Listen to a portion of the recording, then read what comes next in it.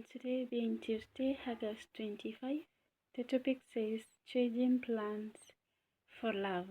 Changing plans for love. And we see that on the last Monday, on Monday part, we looked at the people of Corinth doubted the intentions of Paul. And because of that, he changed his travel plans because for their sake, for the sake of love he had for them. Let's look deeper in 1 Corinthians 16, verse 5. 1 Corinthians 16, verse 5 to 7 says, Now I will come to you when I pass through Macedonia, for I am passing through Macedonia. Verse 7, For I do not wish to see you now on the way, but I hope to stay a while with you, if the Lord permits.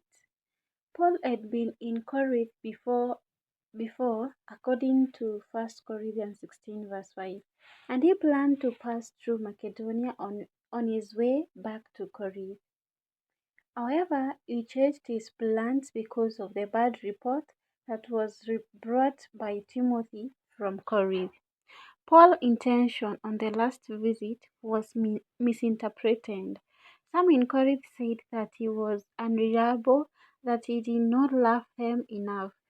In his response to the accusation, he moved the Corinth eyes to the gospel of Christ, that he was faithful to his intention to visit the Corinthians at the best opportunity, just as God had been faithful in fulfilling his promises to them through Christ.